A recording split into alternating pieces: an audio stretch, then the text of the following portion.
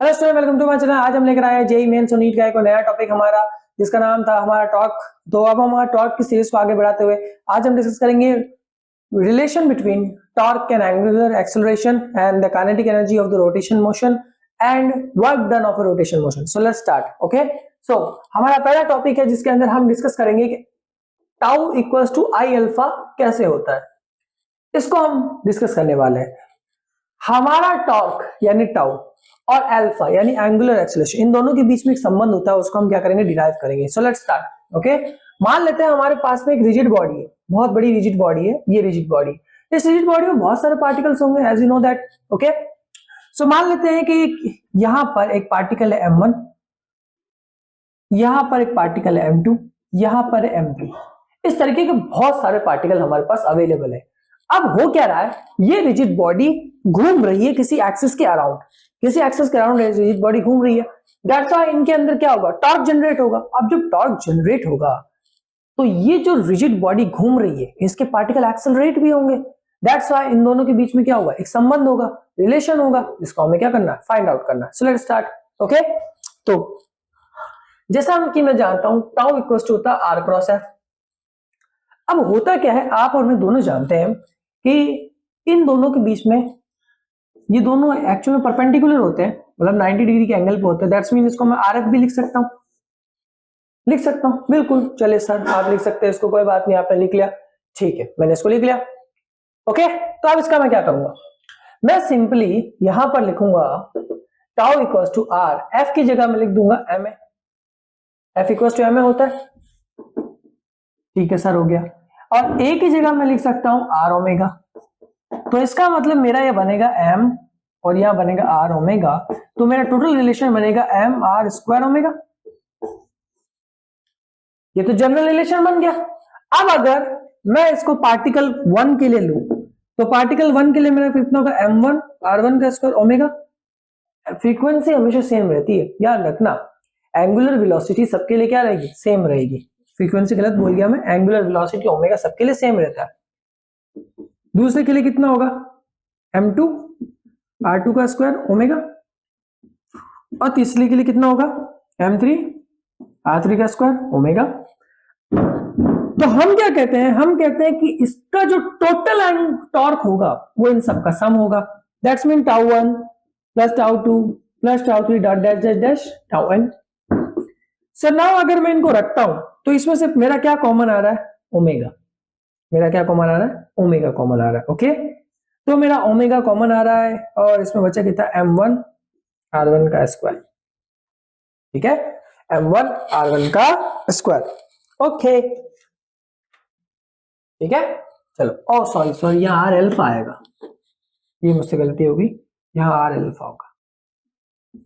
Sorry sorry sorry, यहाँ are alpha होगा। Okay, so alpha, यहाँ अल्फा आएगा, अल्फा को बाहर ले लो, फिर बचे कितना, m2 r2 का स्क्वायर, m3 r3 का स्क्वायर।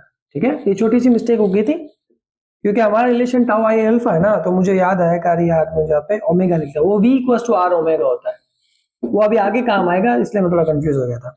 तो अल्फा को निकालो, ये टोटल देखा जाए तो मेरा है क्या, मोमेंट ऑफ इनर्शिया। तो मैं इसको किससे लिख सकता हूं, आई से। तो ये मेरा क्या कहलाएगा, tau equals to I alpha. क्या मेरा कैलकुलेट हुआ, क्या मुझे रिलेशन मिल गया, बिल्कुल, मैंने इससे रिलेशन फाइंड आउट कर लिया। बहुत आसान डेरिवेशन है, ज्यादा कुछ नहीं है। ठीक है, तो अब हमारे पास ये डेरिवेशन आ गया, ये हमारा आया किसमें, relation between torque and angular acceleration का। अब हम किसका निकालेंगे, काइनेटिक एनर्जी का। तो चलिए काइनेटिक एनर्जी का भी निकाल देते हैं ना, काइनेटिक एनर्जी का निकालने में क्या प्रॉब्लम है। फिर से वही बात, मेरी एक रिजिड बॉडी होगी, रिजिड बॉडी मेरी किसी एक्सिस के अराउंड क्या कर रही होगी, मोशन कर रही होगी, अलग अलग पार्टिकल्स होंगे, वही सारी बात हम अभी करेंगे, वही सारी जितनी बात हमने करी। ठीक है, तो चलो हम इसको और लिखते हैं और हम इसको डिराइव करते हैं। मैं काइनेटिक एनर्जी के जानता हूं कि काइनेटिक एनर्जी होती है 1/2 mv square. v equals to मैं कितना रख सकता हूं, आर ओमेगा, रख दो भाई, 1/2 m r square omega square हो जाएगा। अब सर आप ये क्यों रख रहे हो v equals to r omega, देखो हम बात कर रहे हैं टॉर्क, यानी सॉरी एंगुलर चीजों की, रोटेशन की बात कर, तो रोटेशन की बात कर रहे हो तो हम लीनियर के जितने एलिमेंट्स होंगे उनको हटाकर रोटेशन के एलिमेंट्स रख देंगे। ठीक है, अब ये तो जनरल हो गया। अगर मैं किसी एक पार्टिकल के लिए बात करूं तो एक पार्टिकल के लिए 1/2 m1 r1 का स्क्वायर ओमेगा स्क्वायर, दूसरे पार्टिकल के लिए बात करूं 1/2 m2 r2 का स्क्वायर ओमेगा स्क्वायर, तीसरे पार्टिकल के लिए बात करूं 1/2 m3 r3 का स्क्वायर ओमेगा स्क्वायर। चलो भाई साहब, तो अब मैं कहूंगा कि भाई ये टोटली किसके बराबर हो जाएंगे, इनके समीशन के बराबर। तो अगर इनके समीशन के बराबर हो जाएंगे तो मैं लिख देता हूं भाई, तो टोटल कितना हो जाएगा 1/2, 1/2 कॉमन आ जाएगा, ओमेगा स्क्वायर कॉमन आ जाएगा, बचा कितना m1 r1 का स्क्वायर, m2 r2 का स्क्वायर, m3 r3 का square dot dot dot dot. ये कंप्लीट आई के बराबर होता है, यानी कि मेरा ये हो जाएगा आई ओमेगा स्क्वायर। ये है मेरे काइनेटिक एनर्जी का फॉर्मूला। तो अब मैंने इससे काइनेटिक एनर्जी का फॉर्मूला भी डिराइव कर लिया। दैट्स वेरी प्रीटी कूल, दिखने में भी काफी अच्छा है, ठीक है। और बहुत ज्यादा देखा जाए इसको ढंग से हम डिराइव भी कर सकते हैं, क्योंकि ये पॉइंट करता है इन सारी चीजों को। ओके, तो डेरिवेशन तो मेरा हो गया, डेरिवेशन ज्यादा हार्ड भी नहीं है, इसके डेरिवेशन बहुत ज्यादा इजी होते हैं। अब एक आता है हमारे पास में वर्क डन का। तो वर्क डन का कैसे रिलेशन होता है वो देख लेते हैं। ओके चलो, तो भाई वर्क डन का कैसे होगा, वर्क डन बाय टॉर्क। तो देखो यार कुछ होगा कैसे कि मेरे पास यहां पर एक बॉडी होगी, अगर मैं इसको थोड़ा सा घुमाऊंगा तो इससे एक वर्क डन जनरेट होगा थीटा एंगल पे, एक वर्क डन क्या होगा जनरेट होगा। तो वर्क डन जनरेट होगा, मैं भी जानता हूं आप भी जानते हैं, जब कोई बॉडी घूमती है तो वो अपने घूमने का क्या करेगी, अपोज करेगी, उसी को हम मोमेंट ऑफ इनर्शिया कहते हैं। और जब वो घूमेगी या हम उसको घुमाएंगे तो हम उसको जिस रेडियस के अलोंग या जिस लेंथ के अलोंग घुमाएंगे वो टॉर्क कहलाएगा। दैट्स मीन अगर मैं जब किसी चीज को घुमाऊंगा तो उसके लिए मुझे ही फोर्स लगानी पड़ेगी और उसी फोर्स को कहते हैं टॉर्क। तो दैट्स व्हाई हम यहाँ पर देखेंगे कि हमने जो टॉर्क लगाया है उससे कितना वर्क डन हुआ। तो चलिए शुरू करते हैं। तो मैं अगर टॉर्क जितना मैंने लगाया, चलो मैं टॉर्क लगा तो W equals to dW equals to F D S cos theta, ये मेरा होता है। S equals to r theta होता है, मैं जानता हूं डिस्प्लेसमेंट का फॉर्मूला। अगर मैं इसको d के रेस्पेक्ट में डिराइव करूं तो d थीटा बनेगा। Put the value dW equals to F R D theta cos theta. हम भी जानते हैं कि परपेंडिकुलर होता है किसके, आर के। ये होता है, बिल्कुल होता है सर।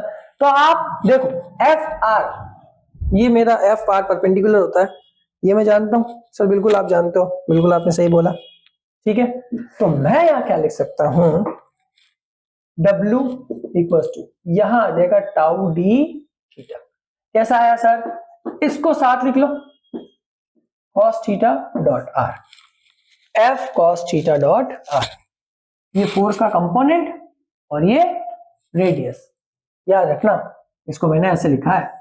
कैसे सर, कि देखो अगर ढंग से देखो तो वहां फोर्स का कंपोनेंट ही काम आएगा, क्योंकि अगर किसी रोटेशन होने पे मैं किसी एलिमेंट के अलाउंग जब फोर्स को डिस्कस करूंगा तो मैं वो एक्चुअल फोर्स को ना लेके फोर्स के कंपोनेंट पे बात करूंगा। तो चलिए फोर्स के कंपोनेंट को मैंने बोला और मेरे पास यहां पर वर्क डन आ गया। तो ये थी हमारी 3 theorems, then I have to prove it, और अगली वीडियो के अंदर हम इसके आगे की चीज डिस्कस करेंगे। Now let's discuss some questions. Okay चलो स्टार्ट। तो कुछ क्वेश्चंस को मुझे डिस्कस करना है यहाँ पर, वो क्वेश्चंस बहुत अच्छे हैं, चलो देखते हैं। मैं क्वेश्चंस लिख के लाया हूँ, काफी अच्छे क्वेश्चंस है, रेदर देन आपके बहुत ज्यादा काम भी आ जाएंगे ये क्वेश्चंस। So let's start. तो देखो भाई क्वेश्चन क्या है हमारे, क्वेश्चन को डिस्कस करते हैं। मैं क्वेश्चन आपके यहाँ डिस्प्ले हो जाएंगे। क्वेश्चन लिखा हुआ है, if a wheel has a mass 70 kg, मास हमारे पास दिया हुआ व्हील का equal to 70 kg, and the radius of a gyration is 1 meter square, k equals to 1 meter, sorry meter square नहीं only meter. The torque required on the angular 1 meter, the torque required on angular acceleration of revolution will be, sorry angular acceleration of 2 revolution per second will be. Actually में हमारे पास में यहां पर एक angular acceleration दिया हुआ है, जो हमारा दिया हुआ है रिवोल्यूशन की फॉर्म में, पर सेकंड 2 रिवोल्यूशन हो रहा है। हो ये रहा है कि हमारे पास एक व्हील है जिसका मास है 70 kg, उस पर रेडियस ऑफ जायरेशन है। जब वो व्हील हर 1 सेकंड में 2 राउंड्स को क्या कर रहा है, कंप्लीट कर रहा है। तो जब वो 2 राउंड्स को कंप्लीट कर रहा है, हमसे पूछा है कि भाई इसका क्या निकाल दो, टॉर्क निकाल दो आप। चलो साहब इसका हम क्या निकालेंगे, नहीं सॉरी, हाँ टॉर्क पूछा है, टॉर्क ही पूछा है हमसे, तो चलो टॉर्क निकालेंगे। तो टॉर्क का एक रिलेशन हम जानते हैं, tau equals to I alpha. मैं जानता हूं कि रेडियस ऑफ जायरेशन से मैं कैसे निकाल सकता हूं, M K square, I equals to M लगा देता हूं, तो एम कितना मेरे पास 70 केजी, के स्क्वायर कितना आ जाएगा 1 का स्क्वायर, दैट्स मीन हमारे पास कितना आएगा 70, तो आई की वैल्यू मेरे पास 70 आ गई।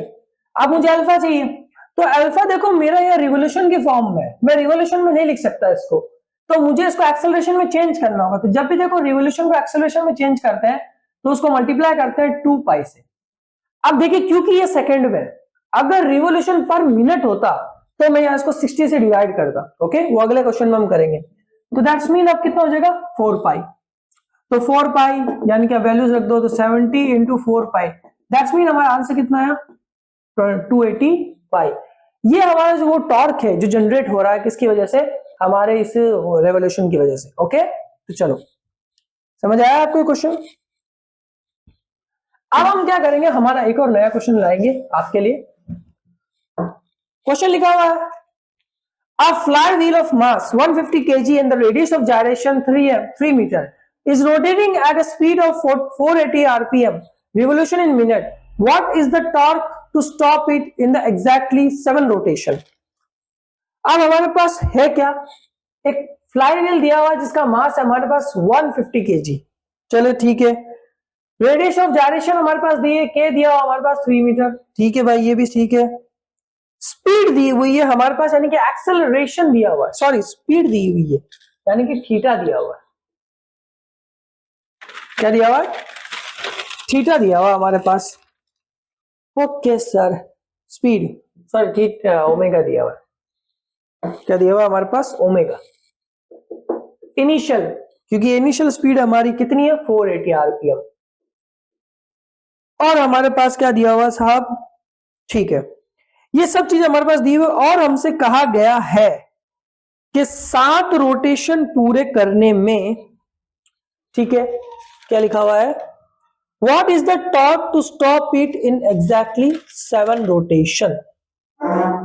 कितना टॉर्क हमें चाहिएगा अगर हमें इसको 7 रोटेशन में क्या करना होगा, स्टॉप करना होगा। मतलब एक व्हील है वो 7 बार घूमेगा, 7वीं बार में जैसे ही 8वीं बार के अंदर स्विच होने लगेगा हम उसको रोक देंगे, उसको रोकने में कितना टॉर्क लगेगा ये हमें बताना। मतलब उसके रुकने से पहले पहले कितना टॉर्क लगेगा, सॉरी उसके रुकने से पहले पहले, क्योंकि रुकने के बाद तो वो टॉर्क होगा ही नहीं, तो जब तक वो घूमता रहेगा जैसे ही वो, मतलब हमें उसे सिर्फ इतना टॉर्क देना है कि वो 7 बार घूम सके। क्वेश्चन ये कहना चाह रहा है, क्वेश्चन क्या कहना चाह रहा है कि जो फ्लाई व्हील है हमको सिर्फ उसको उतना ही टॉर्क देना है कि वो कितनी बार घूम सके, 7 बार घूम सके। चलो कर देते हैं, अब भी कर देंगे भाई। तो देखो ये कैसे होगा, चलिए शुरू करते हैं। तो देखो मुझे भी पता है, आप भी जानते हो tau equals to I alpha, ठीक है साहब। I equals to M K square, I equals to 150, K square कितना घंटा 9 आ जाएगा, 3 का स्क्वायर 9, 9 0 9 पंजे 45 का 5, ऐसे लग गया 4, मैं हिंदी मीडियम से हूँ, 9 1 कम 9 और 4 1350। चलो भाई 1350 तो हमारे पास आ गया, आई 1350 आ गया, अल्फा निकालो साहब। तो अल्फा सर हमारे पास निकालेंगे, लेकिन अल्फा कैसे निकालेंगे वो प्रॉब्लम आ रही है, तो भाई अल्फा निकालना ही पड़ेगा। चलो भाई अल्फा निकालते हैं, मतलब अल्फा निकलेगा, अल्फा निकलेगा, अल्फा निकलेगा, तो अल्फा निकलेगा, तो अल्फा को निकालेंगे तो देखो सर अल्फा तो दिया ही नहीं, निकालेंगे कैसे। तो अल्फा निकालने के लिए हम इस्तेमाल करेंगे हमारा omega square F equals to omega square I plus 2 alpha theta, इसका। अब सर ये क्यों इस्तेमाल की, क्योंकि देखो भाई ये आइडेंटिटी हमारी मदद करेगी, क्योंकि मेरे पास इनिशियल स्पीड दी हुई है, हाँ सर दी हुई है, अल्फा नहीं दिया, फाइनल 0 हो जाएगा क्योंकि वो रुक जाएगा। हमें क्या करना है, उसके स्टॉप होने पे टॉर्क कैलकुलेट करना है, दैट्स मीन उसकी फाइनल स्पीड 0 हो जाएगी, ठीक है सर। थीटा, थीटा दिया हुआ 7, सॉरी 7 रोटेशन, 7 ही तो रोटेशन होंगे। तो मुझे अब इसको सॉल्व करने का है, तो कैसे करेंगे, चलो डब्ल्यू एफ तो मेरा 0 हो जाएगा, हाँ सर। ओमेगा स्क्वायर आई, पहला ओमेगा तो आई ये निकालेंगे, अभी मिनट में है, मैंने अभी बोला ये रिवोल्यूशन पर मिनट है, तो मुझे इसको सेकंड में चेंज करना है, तो 60 से डिवाइड करूंगा, देन 1 0 से 1 0 गया, 6 7 42, 6 8 48, आंसर कितना आएगा 16 पाई। तो 16 पाई को यहां रखो, 16 पाई का स्क्वायर 2 अल्फा, थीटा की जगह कितना रखेंगे 7 रखेंगे, लेकिन 7 रोटेशन है, दैट्स मीन ये भी रिवोल्यूशन है, तो रिवोल्यूशन में है तो इसको किससे मल्टीप्लाई कर देंगे 2 पाई से। जाहिर सी बात है ना, मैंने आपसे कहा था ना रिवोल्यूशन जब भी होगा तो उसका आप मल्टीप्लाई करोगे, तो चलो कर देते हैं। 16 पाई का सर आता है 256 पाई स्क्वायर आ गया, ठीक है सर, ये कितना आ जाएगा 14 और ये 28 अल्फा पाई। इसको उधर भेजते हैं, अगर मैं इसको उधर भेजूं तो आएगा 256 पाई स्क्वायर अपॉन 28 पाई, एक पाई से एक पाई कैंसल, इसको काटते हैं हम 4 से, तो नीचे कितना आएगा 7, ऊपर कितना आएगा अपने पास 6 4 और पाई, माइनस का 64 पाई बाई 7। अब एक्सेलरेशन माइनस में आया है, माइनस में क्यों आया है, क्योंकि हमारा टायर बाद में जाके रुक जाएगा, दैट्स मीन वो रुकेगा। तो डैम्पिंग जब होती है ना, डैम्पिंग बोलते हैं इसको, रुकने को, जब डैम्पिंग होती है तो एक्सेलरेशन हमेशा माइनस में होता है, इस चीज को याद रखिएगा।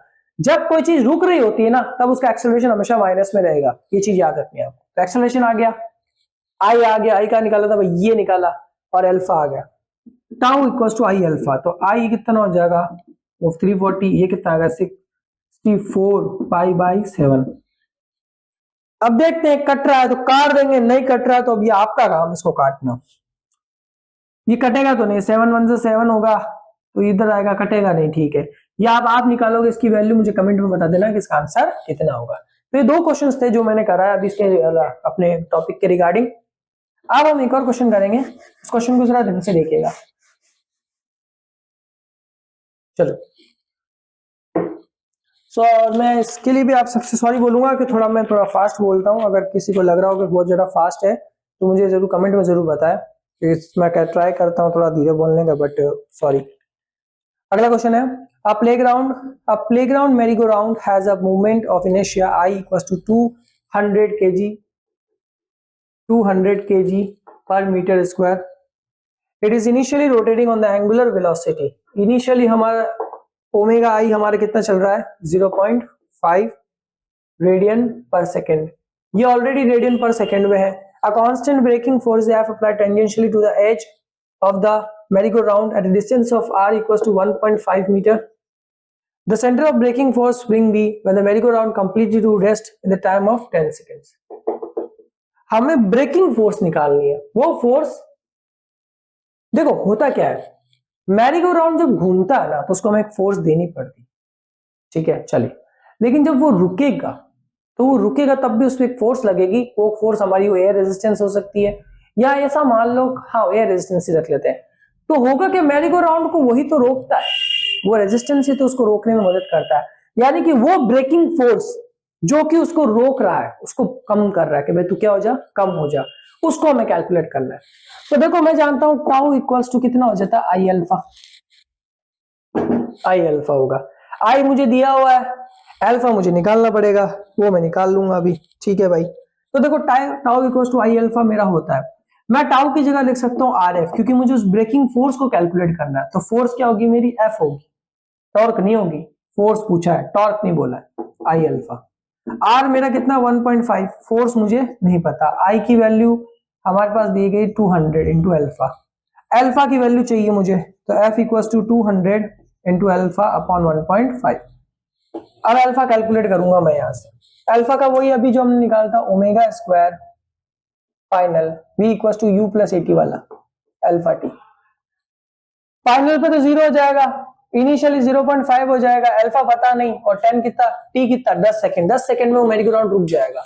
इसको इधर भेजो, इसको इधर भेजा, तो alpha equals to 0.5 minus upon 10, alpha equals to minus 0.05। अब यहां पर फोर्स है और फोर्स कभी नेगेटिव नहीं हो सकती, दैट्स व्हाई हम जब भी यहां पर इसकी वैल्यू रखेंगे तो आप इसको मोड में रखेंगे, ठीक है, इसको मोड में रख देना, क्योंकि ये माइनस है, माइनस का साइन हट जाएगा 1.5, फोर्स कभी नेगेटिव थोड़ी हो सकती है, तो 200 इंटू 0.05 अपॉन 1.5। अगर मैं इसका हटाता हूं तो 2 से हट जाएगा, तो बच्चा कितना 10/15, एक पॉइंट इसका हटाता हूं तो बच्चा कितना 0, इसको अब मैं कैलकुलेट करता हूं तो 15 6.90 होता है, 15 6 90 होता है हमारा। हाँ ठीक है, 15 6 हमारा 90 होता है, बचा कितना 10 10 फिर से लेगा 6.66 न्यूटन हमें क्या देनी पड़ेगी, फोर्स लगेगी उसको बिल्कुल रोकने के लिए। ठीक है, तो आई होप आपको समझ आ गया होगा कि हमने क्या किया। ठीक है, तो ये हमारा एक क्वेश्चन था। एक क्वेश्चन मैं और करवा देता हूं, थोड़ा अच्छा है, कंजर्वेशन ऑफ एनर्जी के ऊपर है, फिर उसके बाद हमारा ये टॉपिक ही खत्म हो जाएगा। तो let's start with me. A marble of a mass 0.1 kg, mass equals to 0.1 kg, and a radius r equals to 0.02 meter is released from rest at the top of the ramp. It is a rolling without slipping. How fast is the center of mass moving when it has dropped on a vertical height 0.5 meter? अब ये कह रहा है कि भाई velocity बताओ, अगर ऐसा होता, एक मार्बल है उसको किसी जगह रोलिंग सरफेस के अंदर हमने डाला, तो मार्बल ऐसे गया लेकिन वो स्लिप नहीं हुआ, दैट्स मीन वहां पर प्योर रोलिंग का कॉन्सेप्ट लगा। ध्यान रखना, हम प्योर रोलिंग पे बाद में बात करेंगे, लेकिन फिर समझ लेना जहां पे स्लिपिंग नहीं होती वहां प्योर रोलिंग होती है। तो वो ऐसे हुआ, तो ये कह रहा है कि वो उस पे एक वेलोसिटी से वो नीचे गया, बात सही है, बिल्कुल वेलोसिटी से गया होगा। ये कह रहा है अगर वो किसी हाइट से फेंका जाता तो उसकी वेलोसिटी कितनी होती है। ध्यान सोचने का, एक प्याला है, अगर मैं प्याले के अंदर फेंकता हूं तो प्याला एक हेमिस्फीयर होता है, दैट्स मीन उसके अंदर रेडियस होती है, तो रेडियस इसलिए हमें दी हुई है। लेकिन ये कह रहा है अगर एक हाइट से फेंका जाता तो वेलोसिटी कितनी होती। चलो कैलकुलेट कर लेते हैं आराम से। कैसे करेंगे कि सर इसमें हम कंजर्वेशन ऑफ मैकेनिकल एनर्जी का फॉर्मूला लगा लेंगे, mgh equal to 1/2 mv square plus 1/2 I omega square. हाँ चलो साहब लगा लिया। ये सब सर आपने कैसे लगा लिया 1/2 mv स्क्वायर, ये कैसे लगा लिया? अगर आपको याद हो, conservation of mechanical energy initial plus final equal, sorry, initial kinetic energy plus initial potential energy equal to initial final potential energy plus final kinetic energy, that's why. तो हमारे पास ये सब कुछ आ चुका है, रख देते हैं साहब, बिल्कुल रख दो, रख देते हैं। चलो, तो आई की जगह मुझे आई चाहिए, तो आई की जगह मैं आई रखूंगा कैसे, वो देखते हैं। कंजर्वेशन ऑफ एनर्जी की वजह से हमने सब कुछ यहाँ पर अप्लाई किया। तो mgh लगाया, m तो हमारे पास है, तो m कॉमन आ जाएगा तो m कट जाएगा, कट गया, m नहीं कटेगा ना, सॉरी m यहाँ पे रहेगा, सॉरी मैंने सोचा m कट जाएगा। कुछ कट रहा है, कुछ नहीं कट रहा साहब, तो मतलब कुछ कट तो नहीं रहा है, ये बात तो ठीक है, कुछ कट नहीं रहा है। तो अब सर करेंगे क्या, तो मैं यहाँ पर ओमेगा की जगह v/r रख सकता हूँ, बिल्कुल रख सकते हो सर, v/r रख सकते हो आप, v equal to r omega होता है ना, तो mgh equal to 1/2 mv square plus 1/2 I omega की जगह वैल्यू रखता हूँ तो v square upon r square. ठीक है सर, ये भी आ गया, ये भी आ गया, और कुछ आ रहा है सर आपके पास में? नहीं सर, और कुछ नहीं आ रहा है। अब I की जगह हमें I का वैल्यू चाहिए, I की जगह I का वैल्यू। अब क्योंकि मार्बल एक स्फेयर होता है और वो भी सॉलिड स्फेयर होता है, तो वो होता है 2/5 mr स्क्वायर। I की जगह I का वैल्यू उठा के रखो, तो I की जगह I का वैल्यू उठा के रखे तो 1/2 mv square plus 1/2 2/5 mr square into V square upon R square cancel. अब देखो m कैंसिल हो रहा है, हो गया साहब? हाँ सर m कैंसिल हो गया, तो m पूरे में से कैंसिल हो गया, तो बचे कितने gh v square by 2 plus यहाँ पे 2 से 2 कैंसिल हुआ, बचा कितना v स्क्वायर बाय 5। इनका एलसीएम लेता हूं तो ऊपर बनेगा 7 और नीचे बनेगा कितना 10, तो ये बन जाएगा 10/7, इसको इधर भेज देता हूं gh, तो रूट के अंदर आ जाएगा, बनेगा कितना v। अब इतना मुझे जेईई मेंस या नीट के स्टूडेंट को इतना बताने की जरूरत नहीं कि ये सब कैसे हुआ। अब देखो मेरे पास यहाँ पे एक रिलेशन आ गया वेलोसिटी का, और वेलोसिटी का मेरा रिलेशन है, तो देखो मैं इसको सॉल्व करता हूँ 10/7, g की वैल्यू मेरे पास 9.8, h की वैल्यू मेरे पास 0.5। अब मैं वेलोसिटी निकाल सकता हूँ चाहे मुझे कितनी भी हाइट दे दे, अगर मुझे एक हाइट दे देता तो मैं एक रख के निकाल लेता, तो मुझे कुछ भी दे मैं इसकी क्या कर सकता हूँ, वेलोसिटी को कैलकुलेट कर सकता हूँ। इसका मैंने सॉल्व किया है आंसर, इसका आंसर है 2.67। एक बार आप निकाल के देखिए क्या आपके और मेरे आंसर में कोई वेरिएशन आता है, और जिस किसी को इस रिलेशन को समझने में मुझे पता है दिक्कत आएगी, क्योंकि ये तो पोटेंशियल एनर्जी दिख रही mgh किसी हाइट से नहीं का, क्योंकि जाहिर सी बात है इनिशियली हमने किसी हाइट से फेंका है। ये 1/2 mv², ये हमारी काइनेटिक एनर्जी है, किसकी? वो वाली काइनेटिक एनर्जी हमारी, क्या नाम है, लीनियर वाली, ठीक है। और ये है हमारी रोटेशन काइनेटिक एनर्जी। ध्यान रखिएगा ये दोनों ही लेनी पड़ेगी हमको। यहां पर फाइनल पोटेंशियल को कैलकुलेट नहीं करेंगे। फाइनल पोटेंशियल कैलकुलेट क्यों नहीं करेंगे, मैं समझा देता हूँ यार। मुझे पता है इसी रिलेशन में हर बच्चे को समस्या इसी रिलेशन में आई होगी कि ये रिलेशन कहां से उठा के लेकर आ गए। मुझे पता है कहां से उठा के लेकर आ गए। ये बच्चे को किसी ना किसी को तो डाउट आया ही होगा। तो यार डाउट का वाला काम हम तो करते ही नहीं। हमने क्वेश्चन के शुरू में ही कहा है कि किसी हाइट से फेंका गया, किसी हाइट से फेंका गया है। तो किसी हाइट से फेंका गया दैट्स मीन उसकी एक पोटेंशियल एनर्जी तो होगी, वो होगी mgh। बात खत्म, बात खत्म। वो किसी हाइट से फेंका गया। भाई एक प्याला भी लूं मैं, तो प्याले में भी अगर मैं यहां से फेंकूं तो ये एक हाइट हो गई। बात खत्म सर। बिल्कुल सर, बात ठीक है।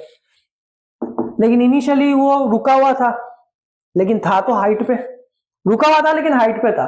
हाइट पे था इसलिए उसकी पोटेंशियल एनर्जी होगी, लेकिन काइनेटिक एनर्जी नहीं होगी क्योंकि वो रुका हुआ है। समझ आई मेरी बात?